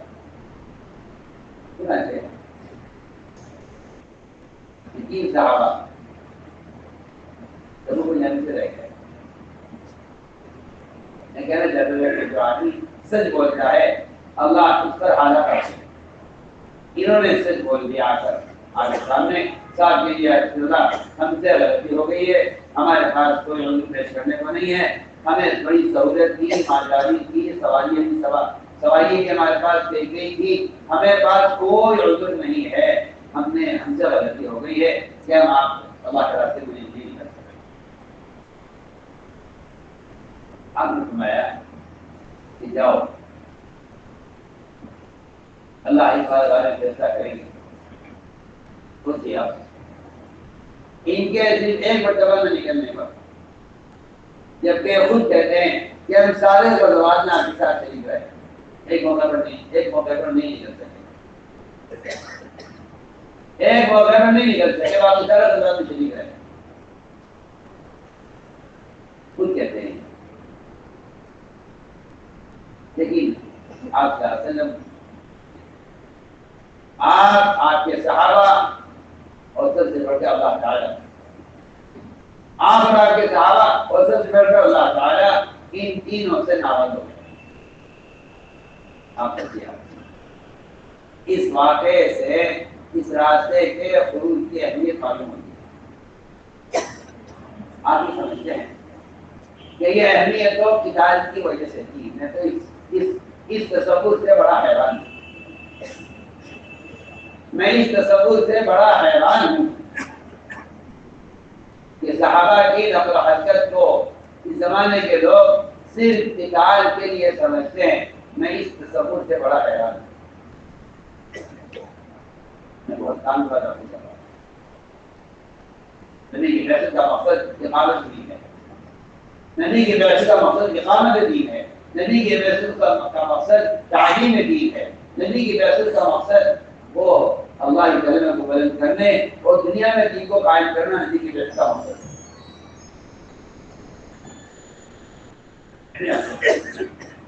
تبوک میں قتال بھی نہیں ہوا اور یہ 3 حضرات بھی کرنے سے رہ گئے، اللہ ناراض، اللہ کے رسول ناراض، سارے صحابہ نے ان کا بائیکاٹ کیا،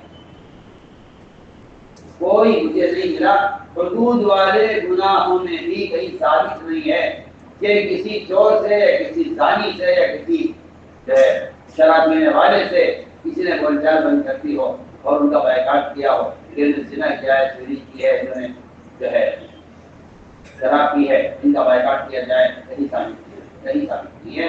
آپ نے زنا کرنے والے کو خود اپنی آنکھوں سے جنت کی نہروں میں غوطے کھاتے ہوئے دیکھا ہے۔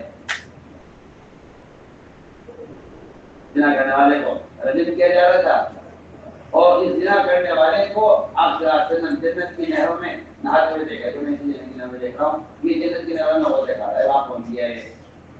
یہ زنا کر کے توبہ کر کے اس کو یہاں رجم کیا جا رہا ہے اور وہاں یہ جنت کی نہروں میں نہا رہا ہے، ناظرین کی آنکھوں سے دیکھا۔ ایک زنا کرنے والے نے توبہ کی، اللہ اکبر، ایک عورت نے زنا کیا اور اس نے توبہ کی، آپ فرمایا اس نے ایسی توبہ کی ہے کہ اگر اس کی توبہ سارے مدینے والوں پر تقسیم کر دی جائے تو سب کی نجات کے لیے کافی ہو جائے۔ اللہ اکبر، یہ زنا کرنے والے کی بات ہے کہ والد نے کیا رہا، لیکن آپ صلی اللہ علیہ وسلم نے کہیں ثابت نہیں ہے کسی سے آپ نے بول چال بند کر دی ہو۔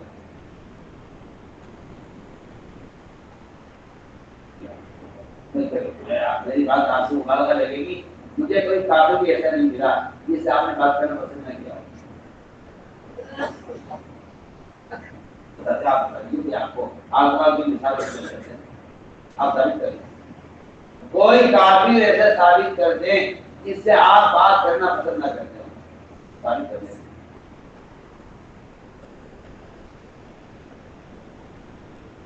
آپ مخالفت کرنے والے، ستانے والے، آپ کی کام میں رکاوٹ بننے والے ایسے کافروں کی آپ خوشامد کرتے تھے، ان سے ملاقات کرتے تھے، ان کا اکرام کرتے تھے۔ جن کفار نے آپ کو دکھایا تھا ان کا مکرمہ تھے، آپ نے حنین کے غنائم 100 اونٹ ان کافروں کو دیے ہیں جن آپ کو مکے سے نکلنے پر مجبور کیا ہے۔ کیا بات ہے؟ اگر بائیکاٹ آپ نے کیا ہے اور وہ چال بند کی ہے اور ان سے آپ سب ناراض ہوئے ہیں تو صرف ان صحابہ سے ہوئے جنہیں اللہ کے راستے میں نکلنے میں دیر کر۔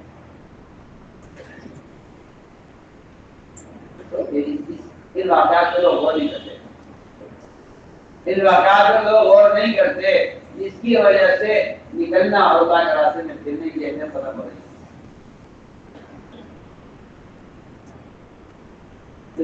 آپ دیکھیے 50 رات گزری پر، یہ 50 راتیں ان کا امتحان تھا کہ انہیں سچ بولا ہے، انہیں سچ بولا ہے، ہم یہ سچ میں آزمائیں گے، ہم ان کو سچ بولنے میں آزمائیں گے، یا تو یہ پریشان ہو کر آگے جھوٹ بول دیں گے، ادھر جھوٹ بول کر کسی طرح جان بچاؤ۔ تو انہوں نے کہا بھی ان سے کہ ارے بھائی اگر ایسے حالات بن گئے سچ بولنے سے تو تم جاؤ اللہ کے نبی کے پاس جا کر کہو کہ جی ہم نے جو بات پہلے کہی تھی وہ تو غلط تھی اور ہم تو اب ہمیں تو عذر تھا، ہمیں تو بیماریاں تھیں، ہمیں تو گھریلو پریشانیاں تھیں، جا کر رجوع پیش کر دو جھوٹا، پھر اللہ کے نبی تمہاری استغفار کر دیں گے، تمہارا جھوٹ استغفار سے معاف ہو جائے گا اور اللہ کے رسول تم سے راضی ہو جائیں گے۔ انہوں نے کہا ایسا نہیں ہو سکتا، ہم نے سچی بات کہی ہے، ہمیں سچ پر جمنا ہے، اگر ہم جا کر جھوٹ بول بھی دیں گے آپ کے سامنے تو اللہ کے نبی سے بتا دیں گے کہ یہ جھوٹ بول رہے ہیں، اس لیے تو ہم تو صبر کریں گے۔ آپ سوچیے 50 رات ان کا امتحان چلا ہے، رات کے سچے ہیں، یہ سچے ہیں، آپ بول رہے ہیں جب سارے رضی کا بائیکاٹ کیا، ان کے سلام کو کوئی جواب دینے والا نہیں تھا۔ غسان بادشاہ نے ان کو خط لکھا کہ تمہارے ساتھی نے تمہارے ساتھ زیادتی کی ہے، تم چھوڑ کے ہمارے پاس آ جاؤ۔ تمہارے ساتھی نے تمہارے ساتھ زیادتی کی ہے اور تمہیں ذلیل کر دیا ہے اور تم ضائع ہو جاؤ گے، اور تم انہیں چھوڑو مرکزی مقام، ہمارے پاس آ جاؤ، ہم تمہیں عہدہ بھی دیں گے، منصب بھی دیں گے، مال بھی دیں گے۔ یہ سارا ان کے سچ بولنے پر امتحان چل رہا ہے۔ ہم دیکھنا چاہتے ہیں کہ صرف زبان سے سچ بولتے ہیں یا یہ دل کے سچے ہیں۔ اگر یہ زبان سے بولتے تو دل سے سچے نہ ہوتے تو یہ غسان بادشاہ کے بلانے پر چلے جاتے۔ یہ لوگوں نے میرے ساتھ یہ معاملہ کیا ہے، مجھے مدینہ چھوڑ دینا چاہیے، لیکن نہیں، اللہ نے 50 رات وہ لڑائی کی ہے اور وہ سب امتحان دیا ہے، یہ اپنی بات پر جو ہے تو کیا اللہ نے فرمایا اتقوا اللہ وکونوا مع الصادقین، اے لوگوں اللہ سے ڈرو اور سچوں کے ساتھ ہو جاؤ۔ اللہ نے ان کو سچا کہا ہے، 50 رات ان کے سچ بولنے پر اللہ کی طرف سے سب امتحان ہوا ہے۔ اب میں تو آپ کو ساری مثالیں پیش کر رہا ہوں کہ سچ بولنے والے کا اللہ تعالیٰ امتحان لیتے ہیں کہ ہماری بات پر کتنا یقین ہے۔ ادھر دوستوں بات سے ساری بات کا خلاصہ ہے کہ ایمان بغیر ہے، نبی کو خبر دے غیب کی تو اس پر، اور نبی اعمال کو جو وعدے کر رہے ہیں ان وعدوں کا یقین کرنا ہی ایمان کا حصہ ہے۔ لیکن جو آدمی وعدے میں شک کرے گا وہ دین میں شک کرے گا، جو وعدے میں شک کرے گا دین میں شک کرے گا۔ جتنا مسلمان کی زندگی میں حرام داخل ہوتا ہے، معاشرے کی لائن سے، معاملات کی لائن سے، کاروباری لائن سے، کمانے خرچ کرنے کی لائن سے، اس سارے حرام کے داخل ہونے کا بنیادی سبب وعدوں میں شک ہے۔ یہی بات ہے کہ جو آدمی حلال طریقے سے یہودی میں شک کرے گا اس کو حرام راستے اختیار کرنا پڑے گا۔ اس لیے فرمایا کہ ایمان کی جو سطح نبی کی لاہوریت کی خبروں میں ہے، ایمان کی وہی سطح نبی کے وعدوں میں اور ایمان کی وہی سطح اتباع سنت میں ہے۔ اس کے ساتھ فرمایا حدیث میں کہ تمہیں کوئی عالم مومن نہیں ہو سکتا جب تک ان کی ساری چاہتیں نبی کی چاہت کے تابع نہ ہو جائے۔ مومن نہیں ہو سکتا جب تک اس کی ساری چاہتیں نبی کی چاہت کے تابع نہ ہو جائے۔ ہم نے عرض کیا کہ اس طرح نبی کی راہی خبر پر یقین کرنا ایمان ہے۔ اسی کے ساتھ ساتھ میرے دوستوں جو نبی کے لائے ہوئے دین کو اختیار کرنا اور اس کو سارے ادیان پر اور سارے طریقوں پر ترجیح دینا، اس طرح نبی کی لائے ہوئے خبر کو ظاہر کے خلاف تسلیم کرنا ہے، اس طرح نبی کے لائے ہوئے دین کو ظاہر کے خلاف اختیار کرنا ہے۔ اس لیے فرمایا کہ ایمان اس طرح پھیلا ہوا ہے سارے دین کے شعبوں میں، جس طرح انسان کے بدن میں روح پھیلی ہوئی ہے، سر سے لے کر پیر تک یہ روح پھیلی ہوئی انسان کے جسم میں، اس طرح سر سے لے کر پیر تک محمد صلی اللہ علیہ وسلم کا حلیہ، آپ صلی اللہ علیہ وسلم کا حلیہ یہی ایمان ہے۔ میں کہتا ہوں یہی ایمان ہے۔ ایمان دل شدے کی چیز نہیں ہے۔ آج کل یہ ایک فتنہ پیدا کیا گیا مسلمانوں میں، اور مسلمانوں کی اکثریت اس فتنے کا شکار ہے کہ ایمان دل کی چیز ہے، اس سے ایمان کو دل میں رکھو۔ میں کہتا ہوں کہ ایمان دل میں چھپانے کی چیز ہے نہیں، ایمان تو ظاہر ہو کر رہے گا۔ جس طرح نفاق اپنی علامتوں سے ظاہر ہو کر رہتا ہے، اس طرح ایمان بھی اپنی علامتوں میں ظاہر ہو کر رہتا ہے، اور ایمان کی علامت اتباع سنت ہے۔ ایمان کی علامت اتباع سنت ہے۔ جو آدمی متبع سنت نہیں ہے، اللہ کے قسم اس کا ایمان ناقص ہے۔ جو آدمی متبع سنت نہیں ہے، اس کا ایمان ناقص ہے، بالکل پکی سچی بات ہے۔ جو آدمی اتباع سنت پر نہیں ہے، اس کا ایمان ناقص ہے۔ ایمان ایمان تو ایمانی علامتوں سے ظاہر ہو کر رہے گا،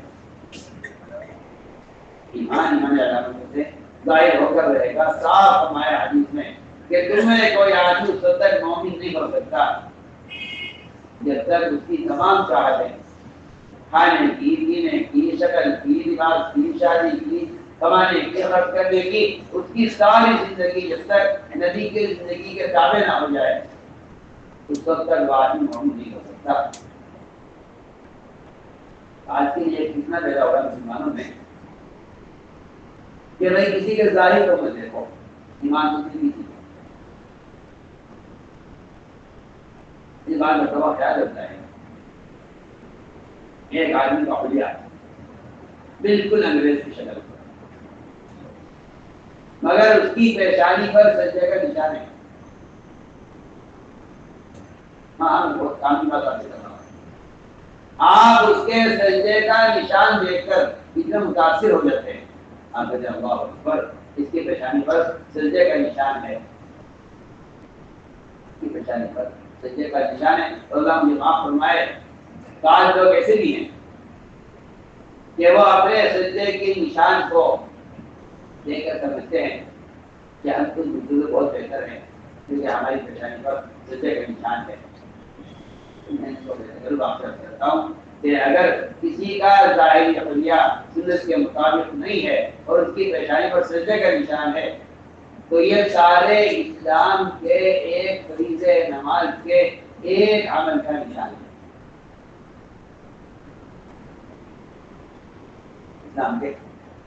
اسلام کے تمام فرائض میں سے ایک فریضہ نماز، اس فریضے میں سے بھی ایک عمل سجدہ، اس کا نشان ہے۔ آپ کو سجدے کے نشان میں، آپ کو سجدے کے نشان میں کیوں آپ کے اندر بے فکری پیدا کرتی ہے؟ دیکھیں جو پیشانی پر نشان سجدے کا ہے، سر سے لے کر پیر تک آپ کے حلیے سے معلوم ہوتا کہ آپ کا ارادہ بتا رہا ہے کہ آپ محمد صلی اللہ علیہ وسلم کی امتی ہیں، کیونکہ بیت الواقع آپ اس لیے کہ لوگوں کا یہ دھوکہ لگا ہے کہ ایمان تو دل کی چیز ہے، آدمی کی ظاہر، آپ کو کیا معلوم اس آدمی کی رات کی تہجد کیسی ہے، اس کی تلاوت کیسی ہے، آپ اس کے بیچارے کے ظاہر کو دیکھ رہے ہیں کہ اس سنت کے مطابق اس کی زندگی نہیں ہے، یا اس کا رواج ہی بتا رہا ہے کہ اس کے رواج سنت کے خلاف ہے۔ میں تو آپ سے بہتر نہیں بول کہہ رہا ہوں کہ اگر ایک مسلمان کا حلیہ سنت کے مطابق نہیں ہے تو اس کے ایمان کا ایک حصہ ظاہر ہو چکا ہے۔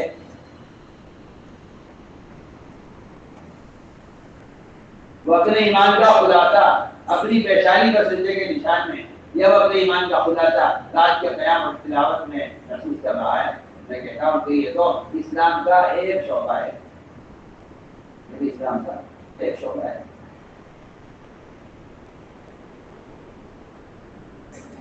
دھوکہ لگایا مسلمان کو کہ ایمان دل کی چیز، آپ ظاہر کو مجھے کہتا ہوں نہیں، ایمان ظاہر ہونے کی چیز ہے، ایمان ظاہر ہونے والی چیز ہے، ایمان شروع والی چیز نہیں ہے۔ لوگ بیچارے سیدھے ہیں، بیچارے ناواقف ہیں، اور اپنی ناواقفیت میں ایسی احادیث سے دلیل نکال لیتے ہیں کہ وہ ایک صحابی تھے المقداد رضی اللہ تعالیٰ عنہ، انہوں نے ایک کافر پر حملہ کیا، اس پہ جب حملہ ہونے لگا اس نے کہا اشہدو ان لا الہ الا اللہ، اس نے کلمہ پڑھا، ان صحابی نے اس کو قتل کر دیا۔ آپ نمایا صحابی سے تم نے اس کے لا الہ الا اللہ پڑھنے کے بعد قتل کیوں کر دیا؟ لگا نہیں وہ تو جان بچانے کے لیے کلمہ پڑھ رہا تھا۔ آپ نے فرمایا تم اس کا زندگی کیوں نہ دیکھا؟ اس کے دل میں بھی کلمہ رکھوت میں نظر نہ آتا، یہ معاملہ اس کے اللہ کے درمیان کا تھا، تم نے کیسے قتل کر دیا اس کو؟ آپ سوچیے جو آدمی اب تک کافر تھا کہ تلوار کو دیکھ کر اسے کرنا پڑا ہے، آپ ایسے کافر کے بات کو اپنی دلیل بنا کر کہتے ہیں کہ بھائی کسی کے ظاہر کو نہیں دیکھنا چاہیے، اللہ پتہ نہیں کس کا کیا حال ہے، کن کا حال جانتے ہیں۔ سوچیے آپ نے اپنے کامل مومن ہونے کے لیے ایک کافر کے خطبے کو دلیل بنایا۔ میں آپ سے بہت کام کی بات کروں، آپ نے اپنے ایمان کے لیے دلیل بنایا ایک کافر کی بات کو۔ یہ کہتے ہیں کہ ظاہر کو مت دیکھو، اس لیے کہا ہے ثابت ہے کہ ظاہر کو مت دیکھو۔ اللہ اکبر، وہ تو اب تک کافر تھا، اس نے تو تلوار کو دیکھ کر کرنا پڑا ہے۔ حضرت مرداد کو یہ شبہ تھا کہ اس نے کلمہ تلوار کے لیے پڑھا ہے، لیکن سے پڑھا ہے، یہ آزمایا کہ تو صلاح کے دشمن کا معاملہ ہے۔ آپ اس کافر کی بات کو اپنے اسلام سے، اسلام کے معاشرے سے آزادی کی دلیل بنا رہے ہیں۔ میں کچھ کہہ رہا ہوں آپ سے، میں بہت کام کی بات کر رہا ہوں۔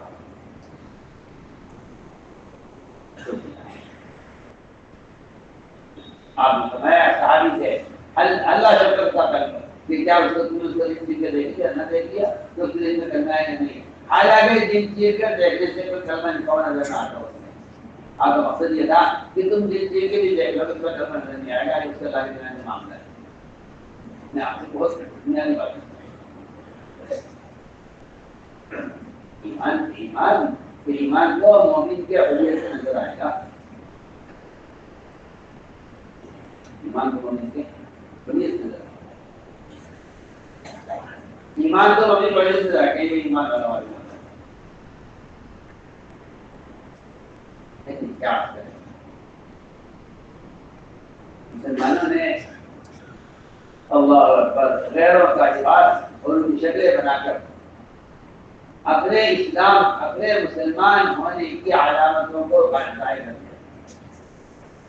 دیکھیں نماز، روزہ، حج، زکات، یہ وہ اسلام کے تعارف کے اسباب نہیں ہیں۔ اسلام کا تعارف جو ہوتا ہے وہ معاملات اللہ و معاشرے سے ہوتا ہے۔ یہاں کا حلیہ بتائے کہ آپ کون ہیں، آپ کا حلیہ بتائے گا آپ کون ہیں۔ اللہ کے بات نبی بڑے سنی، یہ تو نہیں کہا کہ جو نماز میں پڑھے وہ ہم میں سے نہیں ہے، جو روزہ رکھے وہ ہم میں سے نہیں ہے۔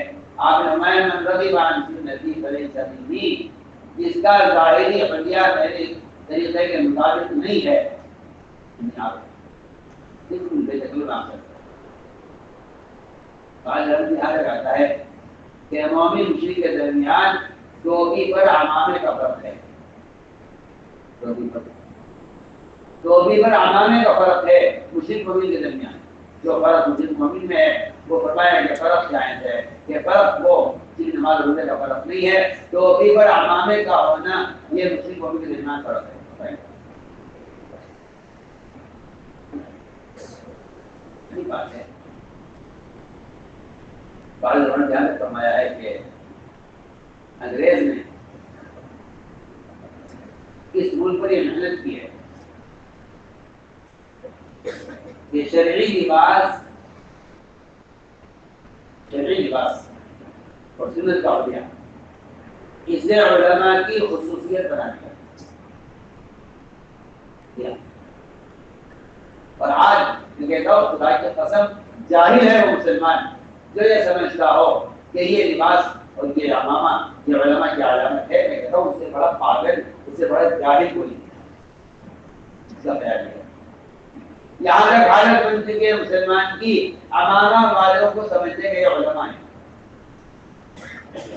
یہاں سے نظام ہے۔ میں نے پوچھا ہے کام نہیں مانتے، میں عالم تھوڑی ہوں۔ میں نے کہا اچھا کس نے بتا دیا؟ سکھوں کو جا کے دیکھو، ان کے یہاں کے گرو سے لے کر ان کے یہاں کا چپراسی اور ان کے یہاں کا کھیتی پر ہل چلانے والے کو بھی آپ ہمارے بات میں دیکھیں گا کرتے ہیں۔ آپ کو دھوکہ کس نے دیا؟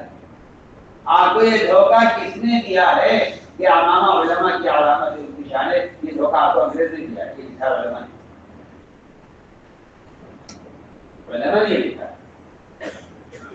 کہ اس ملک کو انگریز بنانے کے لیے انگریزوں نے یہ انتظار بنایا کہ یہ حلیت علماء کا حلیہ ہے، جبریت کو بنانا پڑ گیا ہے. آج لوگ یہ سمجھتے ہیں کیونکہ یہ ساری کوشش مسلمان سے نماز چھڑوانے روزہ چھڑوانے کی نہیں ہے. وہ کہتے ہیں سارے اعمال کرو مگر ہمارے جیسے بن کر کرو. تمہاری شکلیں تمہارا لباس یہودیوں کی طرح ہو تاکہ یہودیت غالب رہے دنیا میں.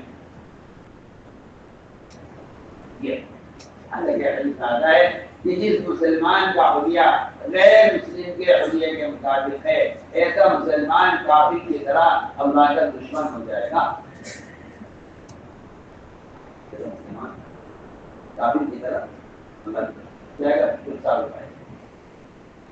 صاف روایت ہے جو مسلمان غیر مسلم کو حلیہ اختیار کرے گا وہ کافر کی طرح اللہ کا دشمن ہو جائے گا. مسلمان اللہ کا دشمن ہو جائے اپنے حلیے کو بدل کر اور پھر وہ یہ کہے کہ یہ حالات ہے وہ حالات ہے یہ ذلت ہے پریشانی ہے یہ کیوں نہ ہو. اس لیے میں نے عرض کیا کہ ایمان جتنے کی دن ہے ایمان ان میں جتنے کی دن ہے. آپ ساتھ کے آپ 7 آدمی کی جماعت آئی آپ نے دور سے لے کر پہچانے کے ایمان والے ہیں. وہ خود کہتے ہیں ہمارے حلیے نے ہمیں مومن بتایا ہمارے حلیے نے ہمیں مومن ظاہر کیا ہے. آپ مجھے دے کے پہچان لیا کہ ایمان والے معلوم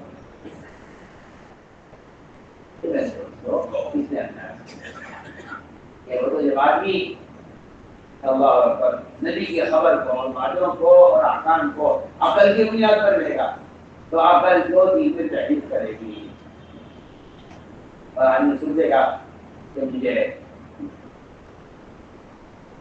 اس بات پر عمل کرنا ہے اس پر عمل نہیں کرنا ہے. یہاں تک کہ اس کا دین حالات ماحول اور دنیا کے تابع ہو کر رہ جائے. اس لیے فرمایا کہ ایمان جو ہے فصل ہے ایمان جو ہے فصل میں ایمان جو ہے فصل نبی کی تصدیق کرو باقی تصدیق کرو نبی کا اعتماد. اس ایمان جو غیب کے لیے سب سے بنیادی کام غیب کے تذکرے ہیں. یہاں تذکرے مشاہدات کو ہوتے ہیں کہ ہاں وہاں یقین مشاہدات کا ہوتا ہے. جہاں تذکرے غیب کے ہوتے ہیں وہاں یقین غیب کا ہوتا ہے. اس لیے ہمیں ایمان کو کمال تک پہنچانا ہے اور اس کی تکمیل کا راستہ دعوت ہے. جو کوشش نہیں ہے کہ ایمان کی تکمیل کے لیے دعوت کا بندہ دیا گیا ہے. اور یہ ایسا فرماتے تھے میں اس کام کا کوئی نام رکھتا تو میں اس کا نام تحریک ایمان رکھتا. اس کا نام تحریک ایمان رکھتا کہ یہ محنت اپنے ایمان کی تکمیل کے لیے اور یہ محنت ایمان کو کمال تک پہنچانے کے لیے. اس میں کوئی شک نہیں ہے کہ ایمان کی تکمیل دعوت پر موقوف ہے. اس میں کوئی شک نہیں ہے کہ ایمان کی تکمیل دعوت پر موقوف ہے. قرآن نے صاف کہا ہے تأمرون بالمعروف وتنهون عن المنکر تؤمنون باللہ کہ ایمان باللہ چاہتے ہو تو اس کے لیے 2 کام دیے گئے امر بالمعروف و نہی عن المنکر کہ لوگوں کو نیکی پر آمادہ کرنا اور لوگوں کو منکر سے بچانے کی کوشش کرنا. بس یہ 2 فریضے ہیں جن کا اپنی ذات سے ادا کرنا ایمان کی تکمیل کا حاصل سبب ہے. اسے میں سمجھو پورا مسئلہ اس کا عالم کرے دیجیے کہ انشاءاللہ ہمیں اپنے ایمان کی تکمیل کے لیے اپنا وقت فارغ کرنا ہے. میں کہتا ہوں کہ اب معروف نہی منکر کا فریضہ اتنا اہم ہے اس کے لیے اپنا وقت فارغ کرنا یہ ہر مسلمان کے ذمہ داری ہے کہ دعوت ہر مسلمان کے ذمہ بن جائے. اور یہ بات ذہن سے رہے کہ دعوت کا فریضہ قلم سے اخبار سے رسائل سے موبائل سے اللہ کی فضل اس طریقے کا ادا ہونے کا کوئی تعلق اس سے نہیں ہے. میں بے تجربہ بات سے یہ ایک بدنی فریضہ ہے. جس طرح نماز بدنی فریضہ ہے دعوت بدنی فریضہ. ہمارے ایسا فرماتے ہیں دعوت کو نماز سے بھی اعلیٰ فریضہ ہے. نماز سے اعلیٰ کبھی نام سے کہتا ہوں جو اذیتیں اور جو تکلیفیں جو ناگواریاں دعوت دینے میں پیش آئیں گی وہ اذیتیں آپ کو عبادت سے پیش نہیں آئیں گی. یہ بالکل طے شدہ بات ہے. آپ لمبی لمبی نمازیں پڑھیں اس سے آپ کا بدن بےشک ڈوب جائے گا لیکن دل کے دشمن کے لیے ایک ایسے لوگ جو دین سے بالکل بے غرض ہیں اور دین سے کوئی تعلق نہیں ہے آپ ان کو لا کے دعوت دیں ان کی طرف سے آنے والی اذیتیں جو پیش آئیں گی اس سے بدل سے زیادہ نہیں کہے گا. صاحب باتیں میں آپ سے کہنا چاہتا ہوں کہ جو اذیت نبی کے طریقے دعوت میں ہے، جو اذیت نبی کے طریقے دعوت میں ہے، وہ اذیت کسی اور جائز طریقے دعوت میں بھی نہیں ہے. میں آپ سے بالکل بے تکلف کہہ رہا ہوں، آپ چاہے کوئی جائز طریقہ جائیں دین بات کے پھیلانے کا، پہنچانے کا، لیکن جو اذیت نبی کے طریقے دعوت میں ہے وہ اذیت کسی اور طریقے دعوت میں نہیں ہے. صحیح آپ کا کہنا یہ ہے کہ نہیں کوئی ایک طریقہ نہیں دعوت دینے کے دعوت، تو میں سے کہنا چاہتا ہوں کہ امت مسلمہ عالمی سطح پر، امت مسلمہ عالمی سطح پر اجتماعی طور پر اس طریقہ دعوت کی مکلف ہے جس طریقہ دعوت محمد صلی اللہ علیہ صحابہ کا ہے. اس بات کو روزانہ دہراتے ہیں تاکہ مسلمان اس بات کو غور کریں کہ جو اہمیت اتباع سنت کی نماز میں ہے وہ اہمیت اتباع سنت کی دعوت کے طریقے ادا کرنے میں ایسا ہوتا ہے. جو اہمیت اتباع سنت کی طریقے نماز میں ہے وہ اہمیت دعوت اللہ کی طریقے نبوت میں ہے.